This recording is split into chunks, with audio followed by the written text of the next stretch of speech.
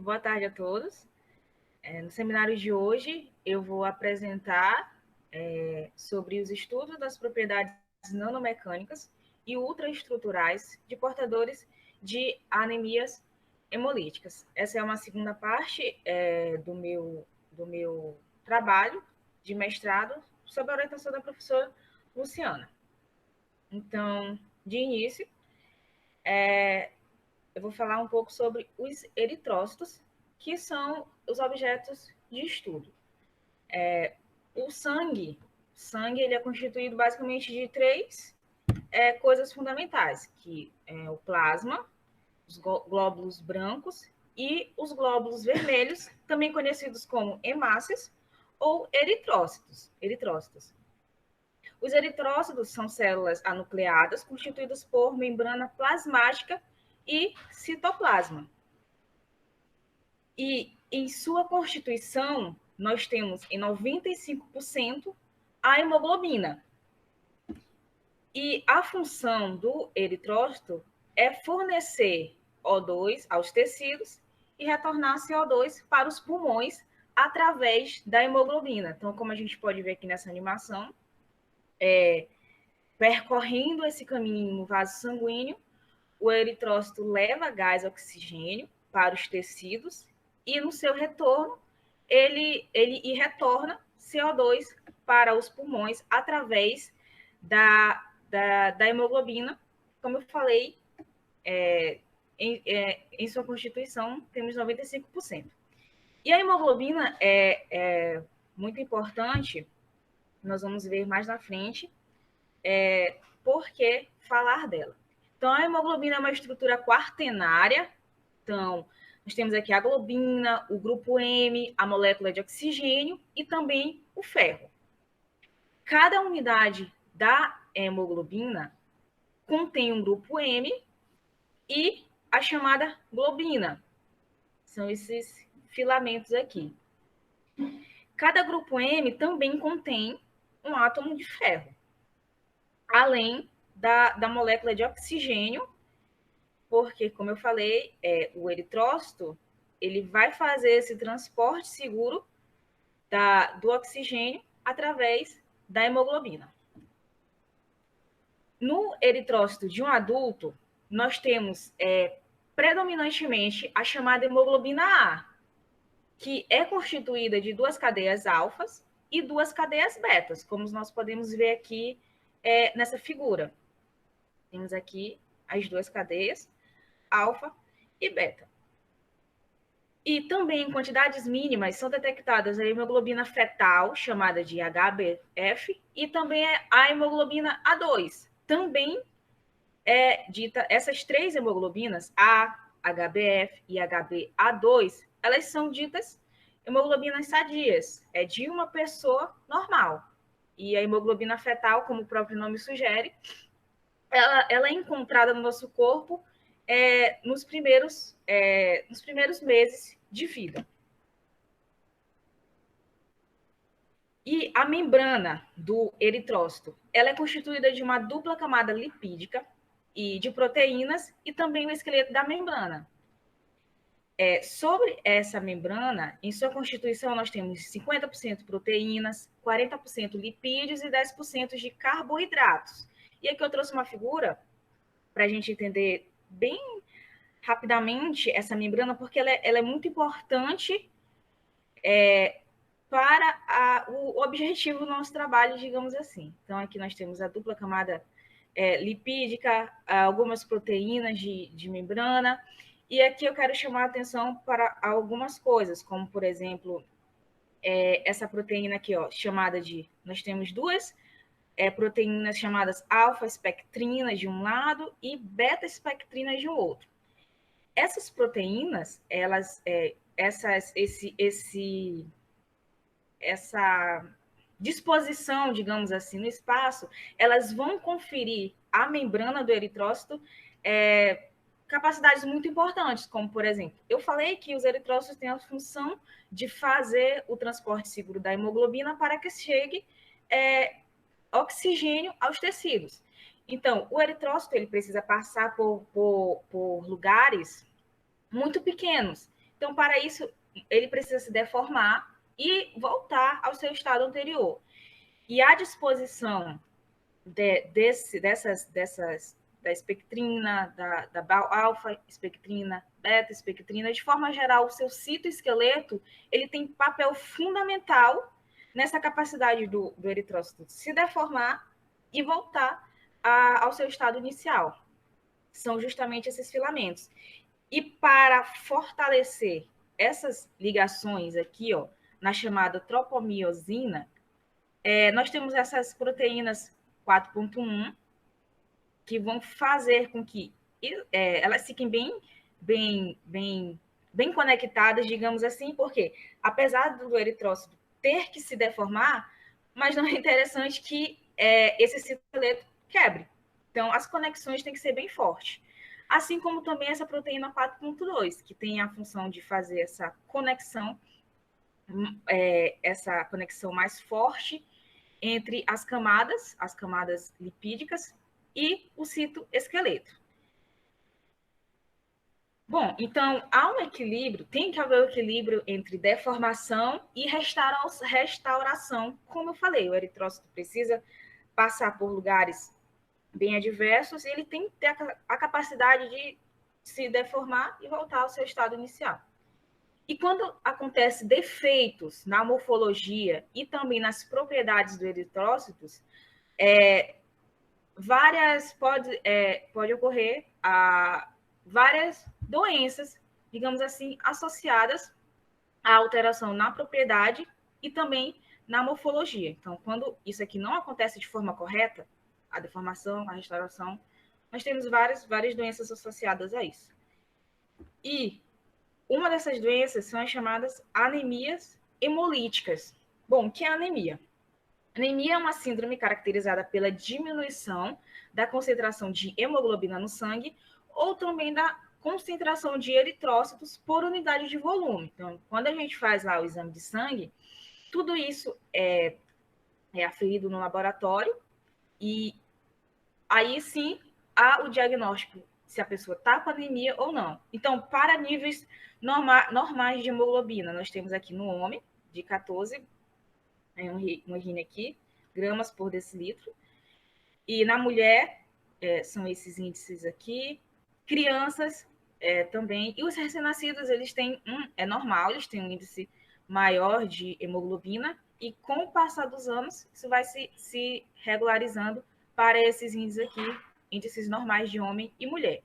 E aqui eu trouxe, só para fins de exemplificação, um eritrograma, que é o exame que nos dá esses valores aqui. Hemoglobina, olha só, que é de um homem, então os valores aqui está dentro do limite normal. Temos também o VCM, que é o volume de eritrócitos por unidade de volume. Então, tudo isso vai dizer se a pessoa está ou não com anemia. E hemólise. Hemólise é a destruição dos eritrócitos pela quebra da membrana plasmática. Então, definir anemia e definir que é hemólise. Então, se uma pessoa tem anemia hemolítica, significa que tem uma destruição dos eritrócitos ali pela quebra das membranas plasmáticas, e esses índices aqui estão alterados. E a destruição normal dos eritrócitos, ela pode ocorrer, ela ocorre em até 4 meses, 120 dias mais ou menos, e isso é normal. Os eritrócitos são produzidos na medula óssea e em até 4 meses eles são eliminados, digamos assim, destruídos. E a anemia hemolítica, ela resulta do aumento do ritmo de destruição dos eritrócitos. Então, essa destruição normal, ela sofre alteração. Então, os eritrócitos, eles são destruídos em menos tempo. Então, tem alguma coisa errada ali acontecendo. E essa hemólise, ela pode ser de duas formas, que é o que a gente chama de hemólise extravascular, porque há um excesso de remoção por macrófagos pelo sistema retículo endotelial. Como eu falei, é o sistema que ele é responsável por fazer essa remoção em até 4 meses. E quando acontece de forma mais rápida, digamos assim, é o que a gente chama de hemólise extravascular. E nós temos também a hemólise intravascular, onde a destruição ela acontece direta na circulação, ou seja, nem dá tempo dos eritrócitos serem recolhidos e eles são destruídos ali mesmo, no plasma sanguíneo. E para o nosso caso aqui, ó, nós podemos ter anemias hemolíticas advindas de diversos fatores, como, por exemplo, defeitos na membrana dos eritrócitos, onde acontece a esferocitose, eles mudam a sua forma, e também defeitos na produção da hemoglobina, onde eu destaco que essas duas doenças, que são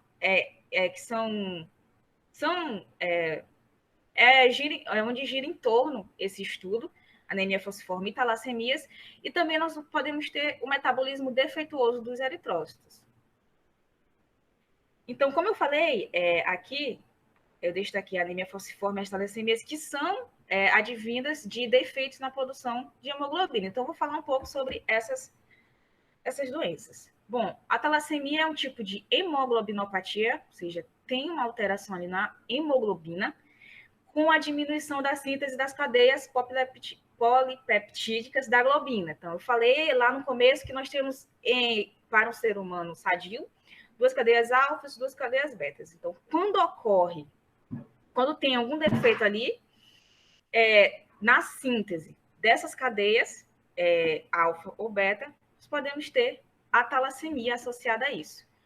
Então, pode haver a diminuição ou perda total das cadeias alfa ou beta. Então, quando isso acontece, os tetrâmeros, que eu falei lá no início, os tetrâmeros da hemoglobina, os filamentos, eles ficam instáveis, eles se precipitam no interior da célula, formando os corpúsculos de Heinz. Isso é em nível bem avançado das talassemias. Eu vou ter aqui uma imagem de um paciente talassêmico, os eritrócitos deles. E aqui nós podemos ver essas pequenas manchas aqui na superfície, e são advindas da precipitação desses tetrâmeros, e isso vai facilitar, acelerar o processo de hemólise, isso em níveis bem avançados. Mas, normalmente, é raro ver já essas estruturas aqui chamadas de corpúsculos de Heinz. Certo. De acordo com as cadeias afetadas, a alfa ou beta, vão surgir diversas classificações de talassemias. Então, é bem intuitivo isso. Por exemplo, se há deficiência na cadeia alfa, a doença é chamada de alfa-talassemia. E se há deficiência na cadeia beta, isso é chamada de beta-talassemia. E há ainda as formas de maior ou menor, que eu vou explicar agora como se dá essa classificação. Então, para isso, eu coloquei aqui uma figurinha, que é a legenda. Nós temos esses 2 ladinhos brancos, é o gene ativo, todo preenchido é um gene inativo, e aqui é um gene parcialmente inativo. Então, eu vou começar aqui o estudo.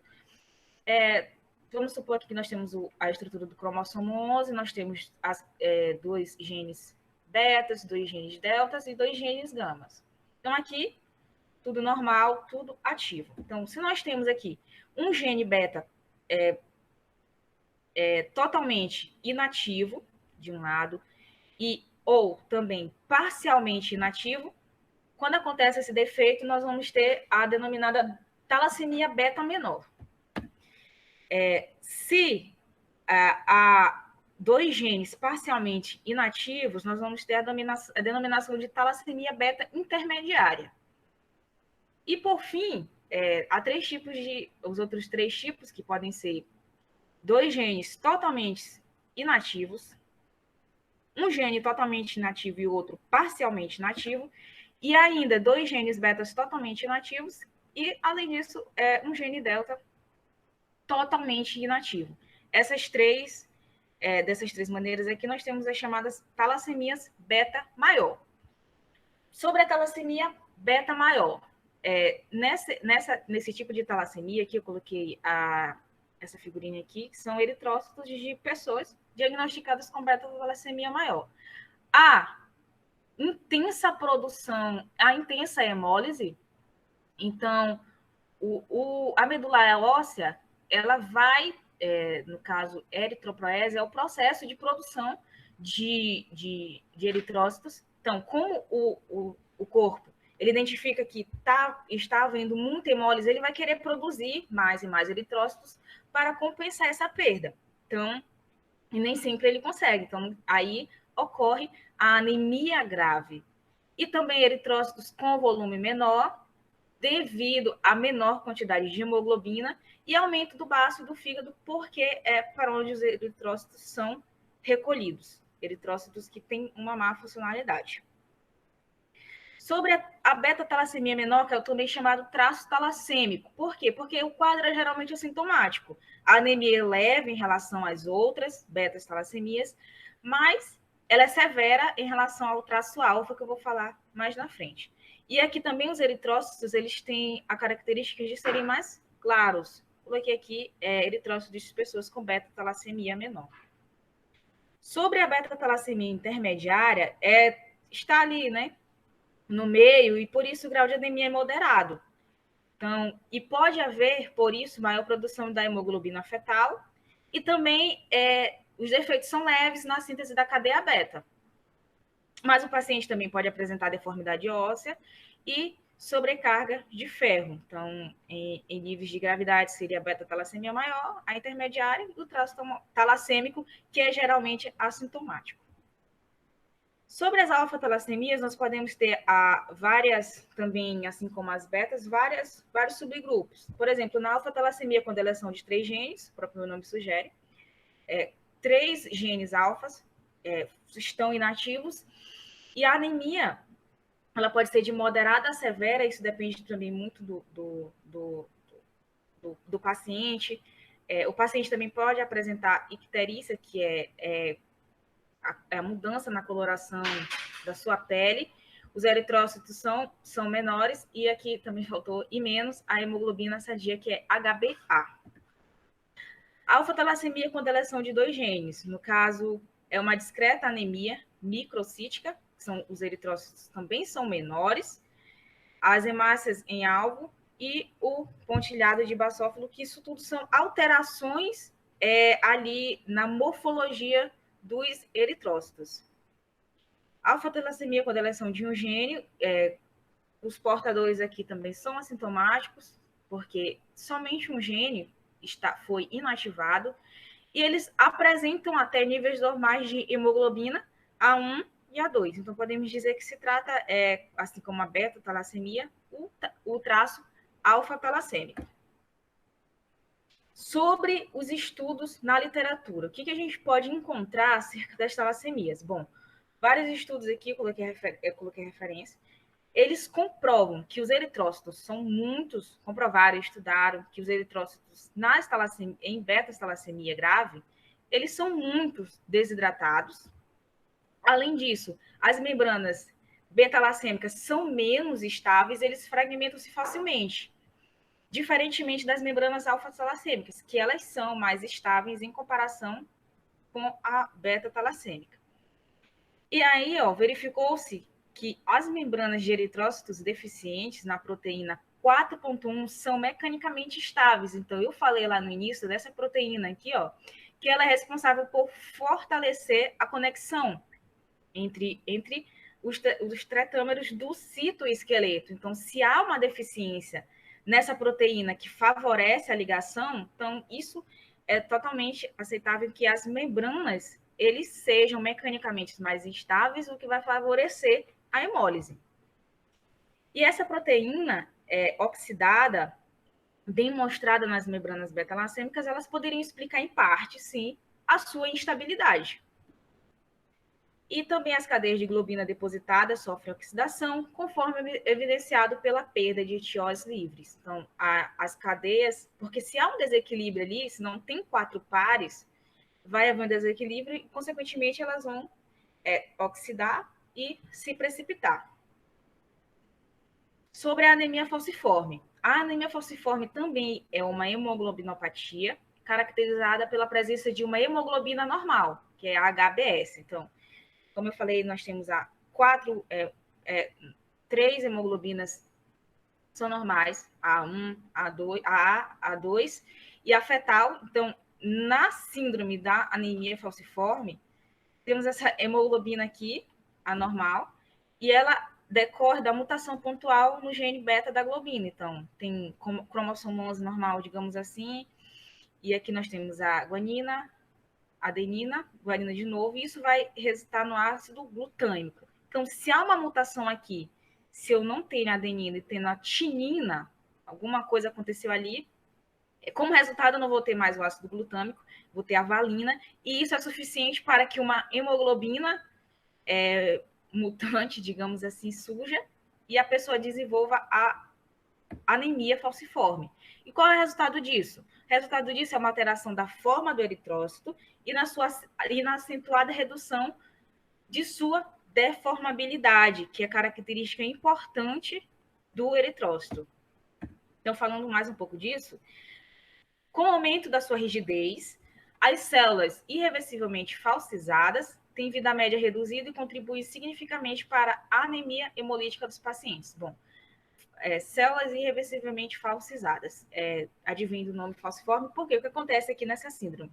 As células, elas perdem, elas têm um aumento da sua rigidez, então elas não conseguem, no momento que elas estão se desoxigenando, elas não conseguem mais voltar para a sua forma original e elas ficam permanentemente em formato de foice. Ó.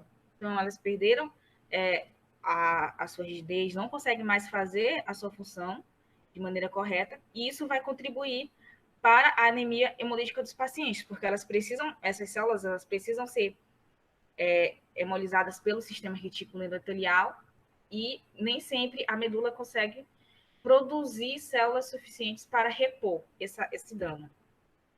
E isso tem consequência direta com o processo de vaso-oclusão. Porque isso está ligado também à aderência aumentada dos eritrócitos falciformes ao endotélio, que é a parede do vaso capilar. Então, o que acontece?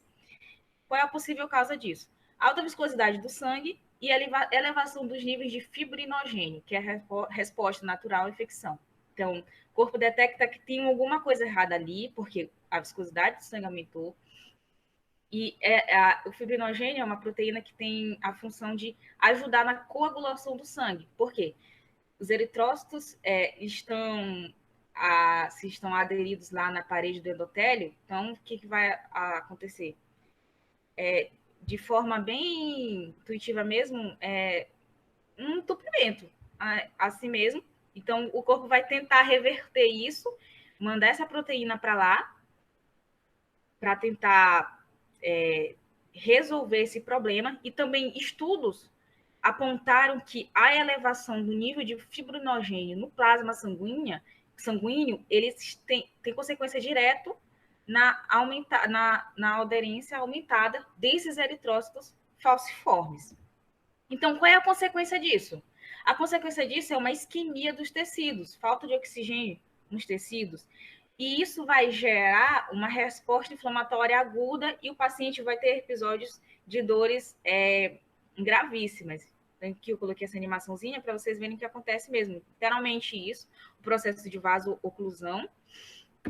E quais são as regiões que o paciente descreve mais como episódios de resposta à inflamação aguda? São ossos longos, articulações e região lombar, assim como também o couro cabeludo, a face, o tórax e a pelve.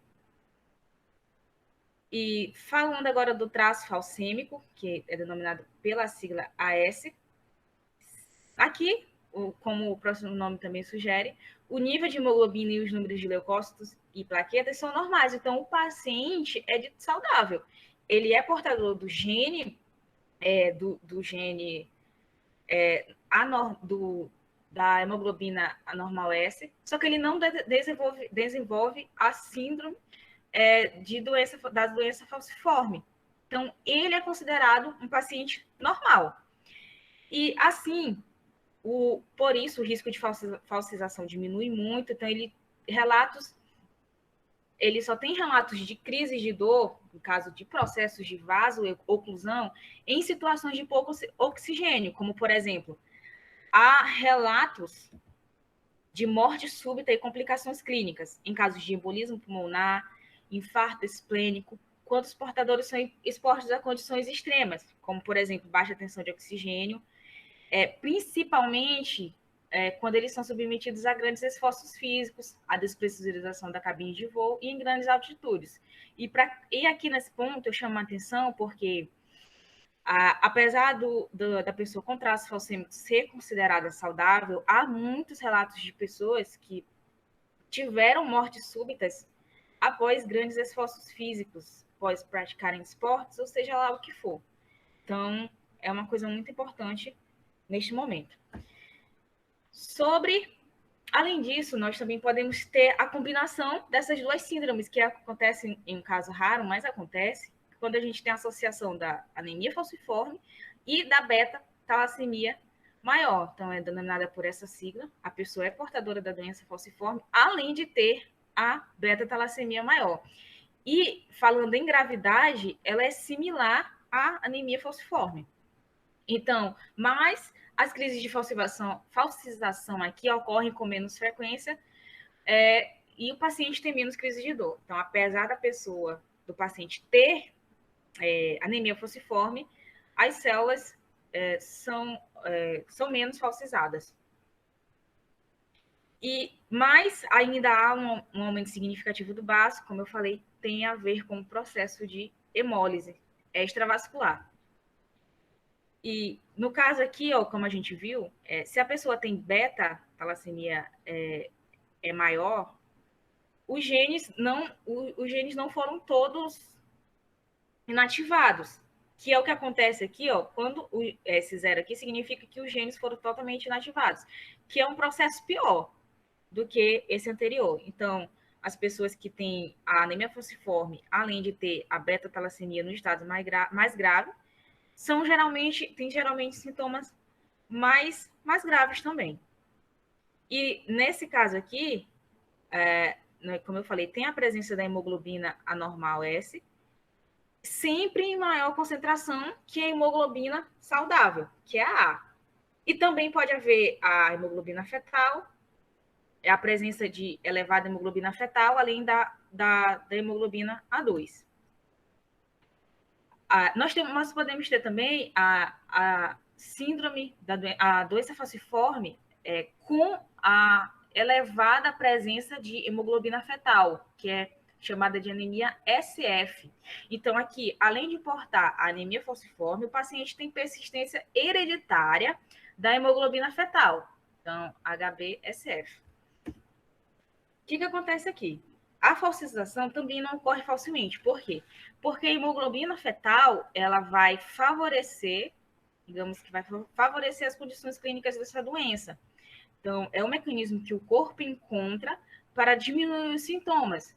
Então, é uma espécie de ação protetiva, literalmente, contra a desoxigenação. E os pacientes também não têm fatos recorrentes, não têm crise de dor, e eles se tornam clinicamente parecidos com os portadores de traço falciforme. Sobre a rugosidade, eu queria destacar algumas coisas importantes aqui. Por exemplo, os estudos mostram que a rugosidade da superfície também está associada ao estado funcional da célula. Então, a diminuição na rugosidade da membrana, ela foi observada em células patológicas. Então, há estudos que comprovam que células que têm patologias, elas são menos rugosas do que células saudáveis. Isso é importante para os nossos resultados mais na frente. Bom, em resumo, nós vimos o quê? Que a morfologia e algumas propriedades de eritrócitos, elas são alteradas em caso de anemias hemolíticas. Então, qual é o nosso objetivo?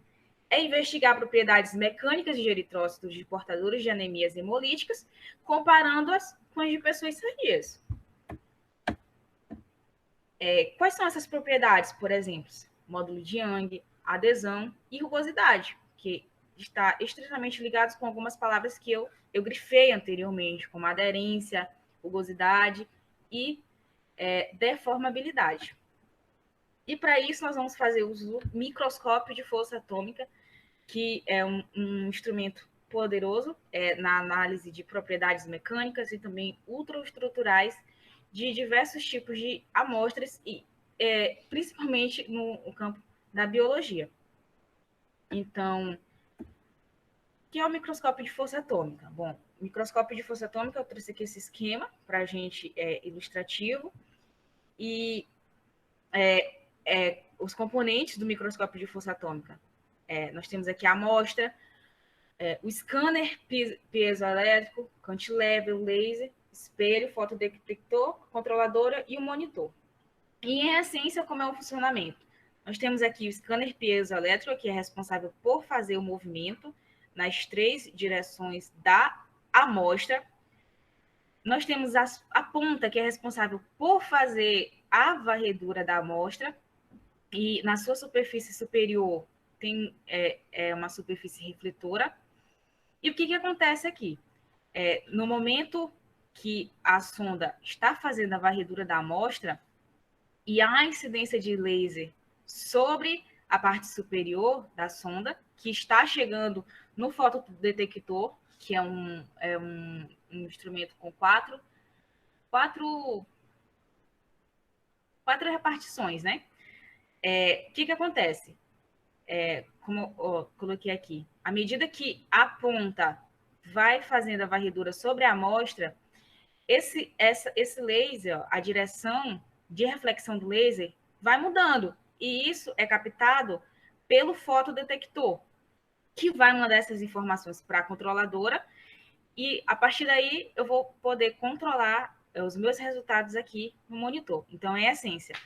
O microscópio de força atômica funciona através de varredura da superfície e os dados são coletados e enviados para a controladora e, por fim, eu posso ter, através de muitos processos, né, as informações necessárias para o meu estudo. Então, como eu falei aqui, tudo acontece nesse ponto aqui, de varredura, onde a sonda percorre a superfície da amostra. Então, há forças ali envolvidas neste processo, e há forças de atração e repulsão. E para falar de modelagem dessas forças, nós podemos falar do potencial de Lennard-Jones, que combina essas forças atrativas e também as forças repulsivas. Trouxe aqui um gráfico desse potencial e também da força associada a este potencial. Então, nós temos aqui o gráfico das forças repulsivas e as forças atrativas e o somatório de forças. Então, nós podemos ver que aqui, para distâncias muito grandes, o que predominam são forças atrativas, porque forças atrativas do tipo de Van der Waals, por exemplo, forças colombianas, porque se a ponta está muito longe da amostra,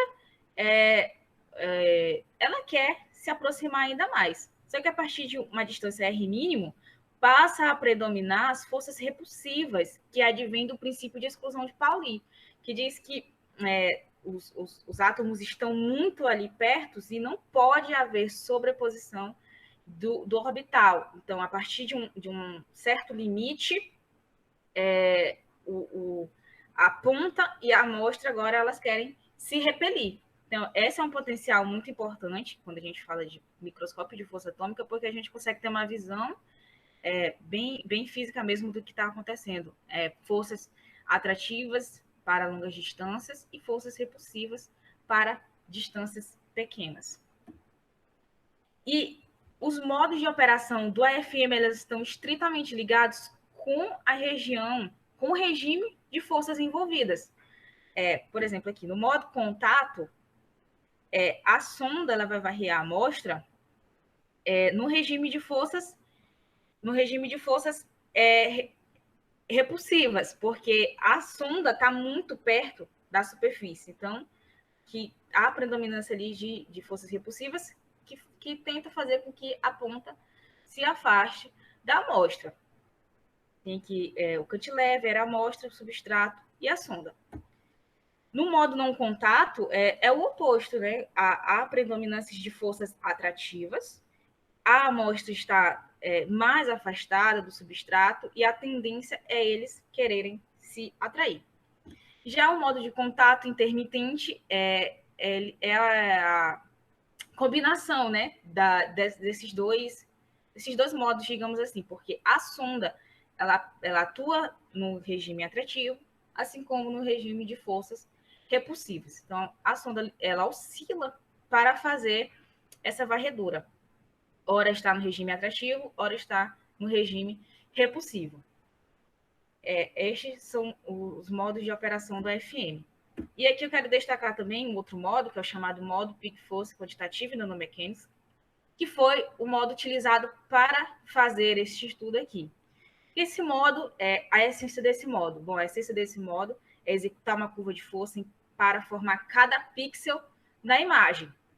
Então, assim, o que nós temos? Olha só. Qual vai ser o sinal de feedback para formar essa imagem? Vai ser o pico de força de interação de cada uma dessas curvas de forças. Nós temos aqui uma típica curva de força, envolvida no microscópio de força atômica. Nós temos aqui a curva de aproximação e a curva de retração.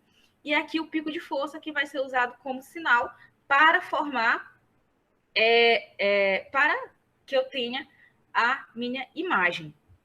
E a partir daí, o que vai acontecer?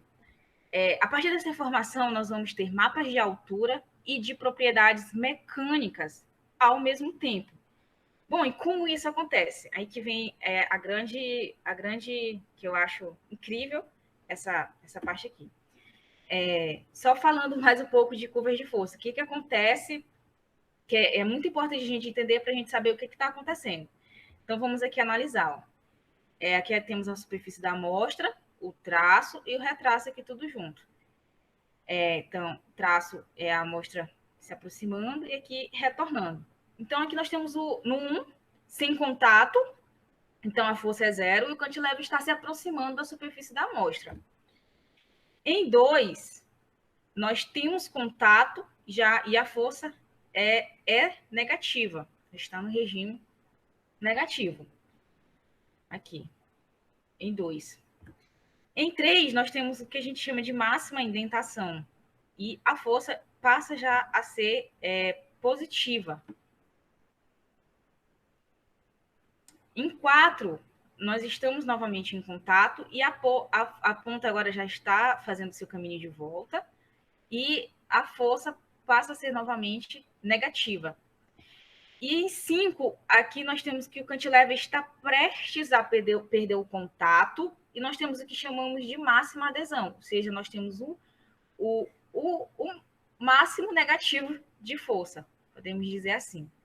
E em 6, a ponta já perdeu o contato e está retornando, está se afastando da superfície da amostra. Então, passamos a ter novamente o regime de força 0. Então, essa é uma típica curva de força que acontece no momento de fazer cada pico de força para formar a minimagem.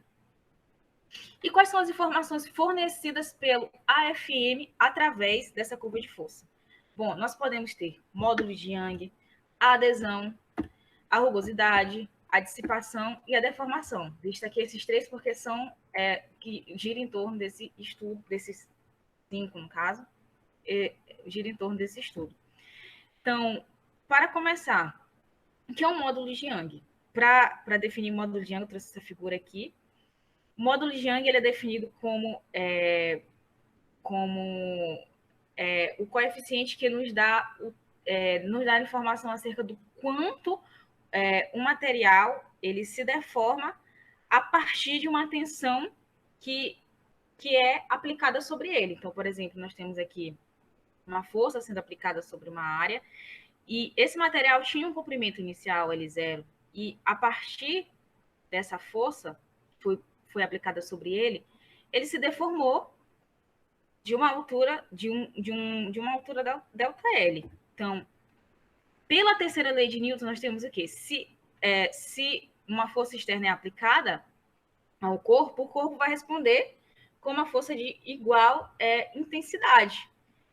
E isso é muito importante aqui porque, por exemplo, o módulo de Young é uma propriedade do material. E para fazer isso, eu preciso aplicar um estímulo externo, que é a força que eu estou aplicando. E essa força ela precisa ser normalizada pela área, porque eu estou falando de tensão aqui. Então, esse coeficiente aqui que relaciona a tensão com a deformação é o chamado módulo de Young. Então, ou seja, para materiais que têm módulo de dois materiais, por exemplo, assim, e nós temos que tem um módulo de Young maior e um menor, sob a ação de uma força de mesma intensidade, materiais que têm módulo de Young maior, eles vão se deformar menos que o material que tem um módulo de Young menor. Então, essa é uma propriedade muito importante, principalmente quando a gente está falando de materiais de células que a gente viu lá atrás que essa deformabilidade ela foi afetada. Então, é muito importante estudar essa propriedade de módulo de Young que tem a ver com a dureza também do material. Então, como é que a gente determina o módulo de Young através da curva de força? Bom, o módulo de Young, ele é obtido, tudo começa a partir da inclinação desta região da curva aqui, ó. Então, nós temos aqui a deflexão do cantilever, que é dada pela lei de Hooke, KD, em função da distância. Então, aqui nós temos a típica curva de força, e tudo gira em torno aqui da inclinação desta curva. Então, o que nós temos aqui? Nós temos vários modelos matemáticos que vão ser aplicados para que eu consiga extrair a informação de módulo de Young a partir dessa curva de força. E eu destaquei aqui o modelo de Hertz, porque foi o que eu utilizei para nesse trabalho. Então, o que diz o modelo de Hertz? Nós podemos aqui dizer que a ponta, né, que vai indentar dessa distância delta aqui, que é a indentação, ela pode ser aproximada como uma superfície semisférica, né? Então, aqui nós temos uma esfera de raio R, e esse raio de contato aqui, ó, raio de contato é dado por A. Então, o módulo de Young reduzido é dado por essa expressão aqui, que ele relaciona o módulo de Young da ponta e da superfície e também o raio de Poisson, que é o coeficiente de compressibilidade da ponta e também da superfície. Bom, e para uma ponta que tem um módulo de Young muito maior que a superfície, que é o nosso caso, afinal de contas, nós estamos usamos uma ponta de silício e estamos falando de eritrócitos. Como eu falei, são superfícies que são bem frágeis, digamos assim, em comparação com a ponta. E o módulo de Young, ele reduzido, que é esse aqui, ele se relaciona com o módulo de Young através dessa equação. Bom, então, eu preciso aplicar um modelo que me diz isso aqui e me diz que eu tenho essas informações e o que eu vou fazer? Eu preciso obter a inclinação desta curva. Então, linearizei essa curva e eu preciso obter o coeficiente angular dessa curva. Mas por quê? Porque o coeficiente angular ele vai aparecer justamente aqui, ó, na equação de módulo de Young reduzido. Eu tenho o coeficiente, o coeficiente de Poisson da ponta, eu tenho o raio da ponta, mas falta justamente esse C, que é a inclinação dessa curva. E eu posso obter o C fazendo o ajuste linear através dessa equação. Então, feito isso, eu tenho todas as informações necessárias para obter o módulo de Young de cada curva de força que eu vou gerar a imagem futuramente. Então, se eu encontrei o módulo de Young reduzido, eu posso obter o módulo de Young da superfície e assim fazer o mapa desse E para cada ponto da amostra, que é o meu objetivo final. Sobre a determinação da adesão. A adesão, nós podemos tirar a informação de adesão de duas formas. Por exemplo, nós podemos, e isso vai depender do algoritmo que eu escolher no momento das minhas análises. Eu posso ter essa região aqui, como eu expliquei lá na curva de força, é o máximo negativo e é a região onde a força de adesão é a maior possível. Então, eu posso ter mapas de adesão através da informação de máxima adesão para cada curva de força, ou também falar sobre energia de adesão, que é a área inferior ao eixo Z, que é na parte negativa, também é uma forma de obter informação acerca da adesão. No caso, nesse caso aqui, os meus mapas de adesão eles foram obtidos através desse primeiro modo aqui, que é pegando o máximo de força de adesão. E para a gente falar de adesão também, a gente precisa falar dos modelos de contato. E, novamente, o precursor, assim, do modelo de contato de adesão é o modelo de contato de Hertz, que a gente tem, novamente, aquela mesma imagem. E o modelo de Hertz, ele diz que essa área de contato é dada por essa expressão. Então, aqui nós temos, novamente, o raio da ponta, a força e a indentação. Então, essa aqui é a área do raio de contato, é o raio de contato para o modelo de Hertz, onde K é uma expressão, é uma constante que conecta novamente o coeficiente de Poisson da esfera, no caso aqui que eu coloquei, e da superfície. Bom, e uma coisa importante aqui é que esse modelo de contato de Hertz, ele não leva em consideração forças de adesão, que é uma diferença para o modelo seguinte, que é o modelo de contato JKR. Foram corroborados por Johnson, Kendall e Roberts. Então, o que diz agora esse novo modelo? Bom, aqui foram inclusos agora novos termos, e aqui eu destaco esse termo gama, que é o chamado trabalho de forças adesivas, porque aqui agora eu passo a levar em consideração as forças adesivas. E para este modelo, a força de adesão é dada por essa expressão. E também nós temos o modelo DMT, que foi utilizado aqui nesse trabalho, que ele deriva diretamente do primeiro modelo de contato, agora com a inclusão de forças adesivas. Então, aqui, o raio de contato passa a ser dada por essa expressão, tem um termo aqui a mais, e a força de adesão, no modelo DMT, é dado por essa expressão. Então, estes são os modelos aqui que são utilizados para determinar a adesão, a partir da curva de força. Determinação da deformação e dissipação. A deformação, bom, uma discussão bem boa. E a deformação, bom, nós temos aqui novamente a curva de força, e aqui nós temos o ponto de contato.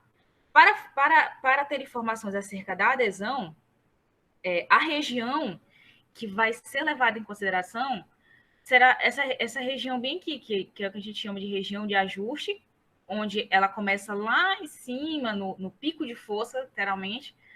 É uma região que eu determino, que é determinada aqui como nessas coordenadas, Z1 e D1. Então, a deformação, aqui, essa distância aqui, no caso, essa diferença aqui, é de onde eu tiro informações acerca da deformação do material. E a dissipação? Bom, a dissipação de energia ela é a área total entre as curvas. E isso está totalmente ligado com a esterese, porque, por exemplo, a partir do momento, se eu indento na curva de força, né, traço e retraço, é nítido que a curva de retraço ela não se sobrepõe à curva de traço, e isso está ligado a uma perda de energia. E essa informação, no caso, nós vamos ter aqui duas curvas, e a área entre essas curvas, ela me dá informações acerca do quanto de energia eu perdi entre os momentos de traço e retraço. E é dada por essa integral aqui da força integrando em função da distância. Essa, no caso, é daqui que eu tiro informações acerca da dissipação de energia. Se o material, no caso, se não houve perda de energia, a curva de força seriam sobrepostas e a dissipação de energia total, a dissipação de energia seria zero. Não é o caso do nosso material, porque o nosso material, no caso, é um material denominado viscoelásticos, então perda de energia é considerável. Então, é muito importante também analisar a informação da dissipação de energia cada curva de força.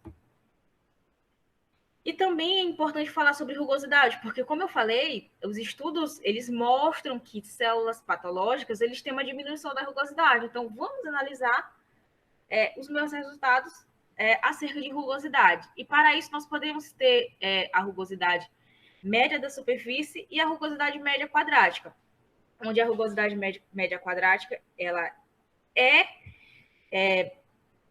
nos dão informações mais precisas em comparação do outro modelo, porque aqui eu levo em consideração picos e vales. Então, também é o modelo, esses dois modelos aqui, matemáticos, e para o meu caso, eu usei a equação da rugosidade média quadrática para fazer análise de rugosidade. Bom, quanto aos materiais. Quanto aos materiais, foram utilizadas as seguintes amostras cedidas pelo EMOMAR. Bom, para fazer esse estudo, como eu falei, a gente quer analisar amostras patológicas e também amostras sadias. Então, por isso, nós utilizamos amostras de portadores de anemia falciforme com sobrecarga de hemoglobina fetal. Nós temos também pacientes com traço falciforme, que é o AS, portadores de anemia falciforme e beta-talassemia maior, e também de beta-talassemia. E nós usamos também amostras de controle, que são as chamadas AA, são portadores de hemoglobina sadias. Então, qual foi a metodologia? Bom, para cada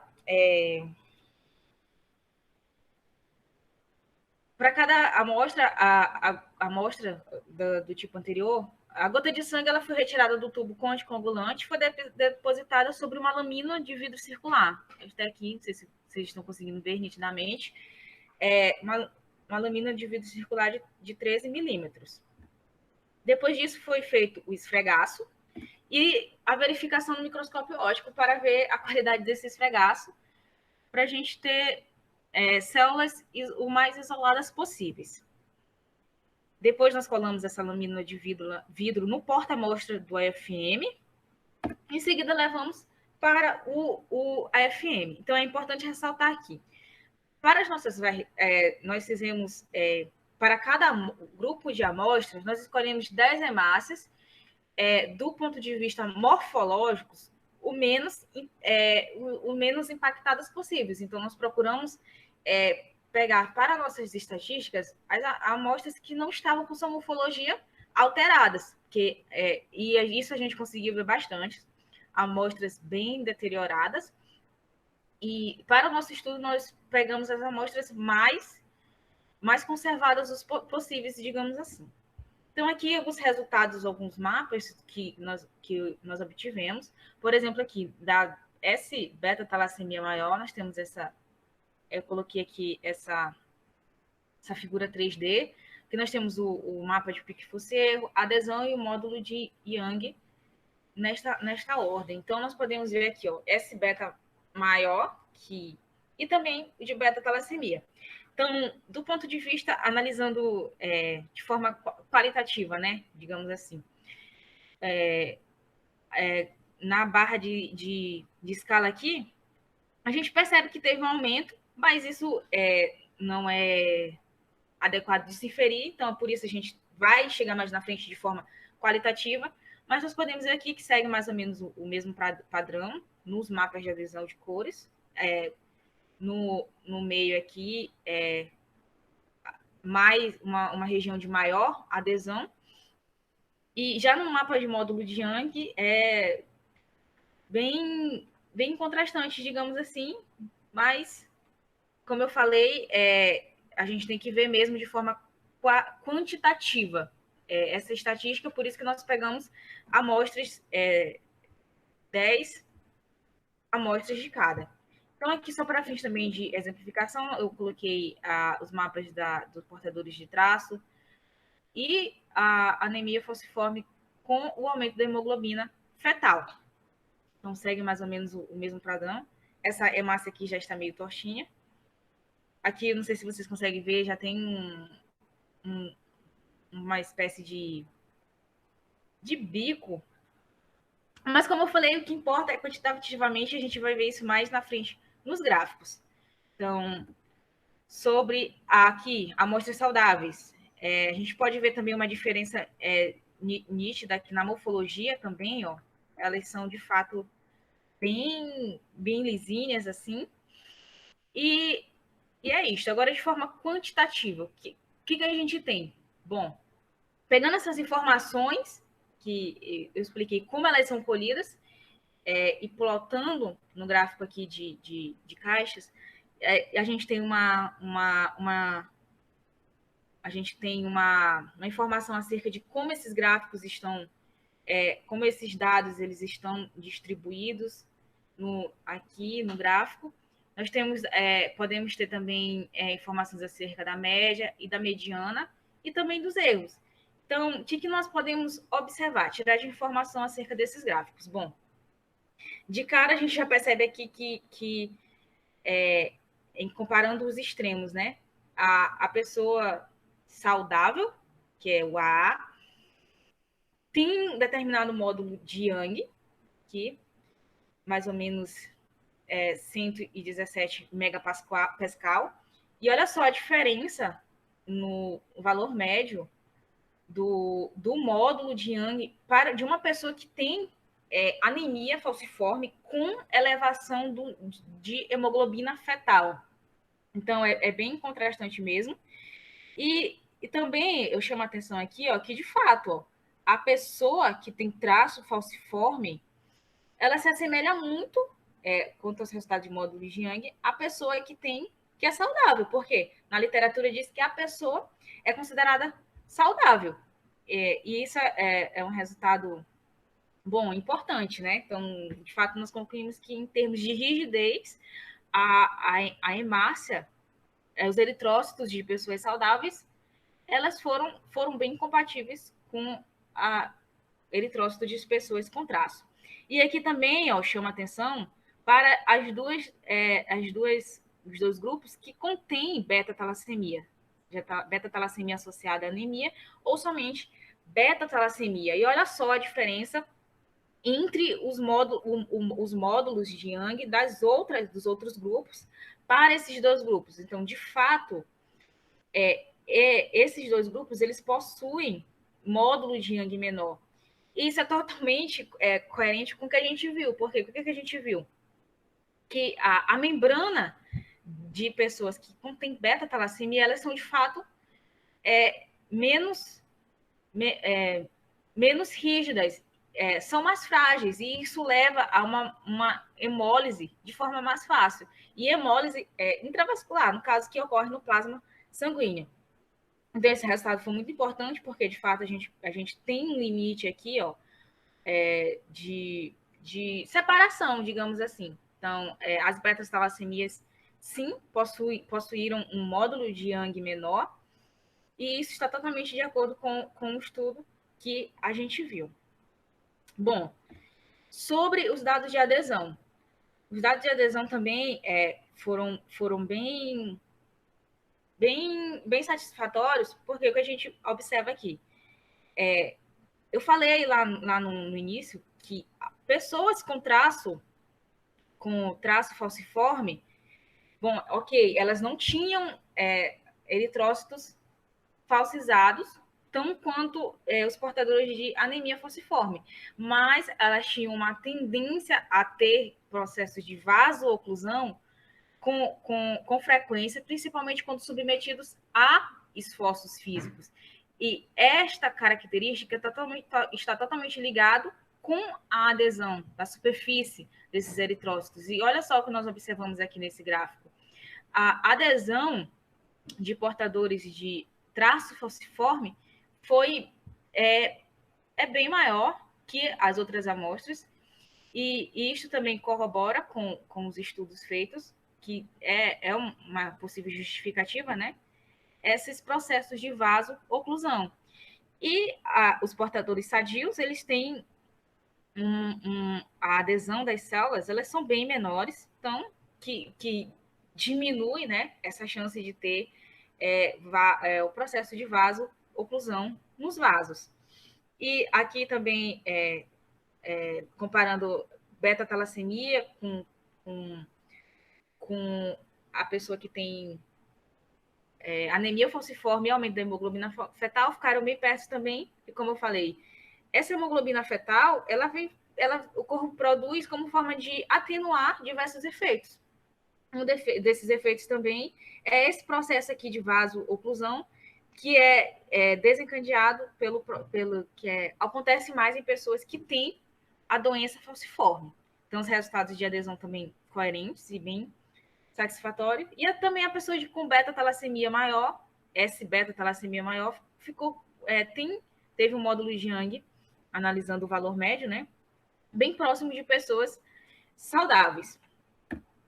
Sobre os resultados de rugosidade. Bom, os resultados de rugosidade também foram bem satisfatórios com o que a gente encontra na literatura.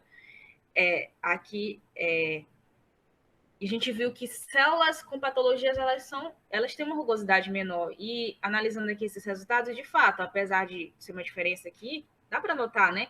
São bem menores, são menores, comparando aqui a S-beta mais talassemia, o traço e a pessoa que tem um aumento da hemoglobina fetal. As células apresentaram uma menor rugosidade em comparação com as células saudáveis. Não seguiu esse comportamento, né? No caso, a amostra com beta-talassemia, mas, no geral, os resultados de rugosidade também estão em sintonia com o que a gente viu na literatura, e isso é muito bom. E sobre os resultados de dissipação e deformação, que nós temos um mapa para as duas amostras que envolvem beta-talassemia, aqui somente beta-talassemia, e aqui essa beta-talassemia maior. Aqui, mapas de dissipação, deformação para as síndromes traço falciforme com aumento da hemoglobina fetal, e aqui das pessoas saudáveis. Então, de forma quantitativa, o que a gente obteve? Bom, a gente obteve que esses resultados aqui, e de fato, olha só, o maior valor médio de deformação foi para a amostra saudável. E fazendo uma comparação com o módulo de Young, isso é perfeitamente... isso é muito bom, porque se a gente entende como deformação está ligada tem a ver também com indentação, então, amostras que têm o módulo de Young menor, elas são mais penetráveis, digamos assim. Então, esses resultados também está satisfatório com o cálculo do módulo de Young. Então, esses resultados aqui foram para a deformação. E quanto à dissipação de energia? Bom, quanto à dissipação de energia, nós temos aqui a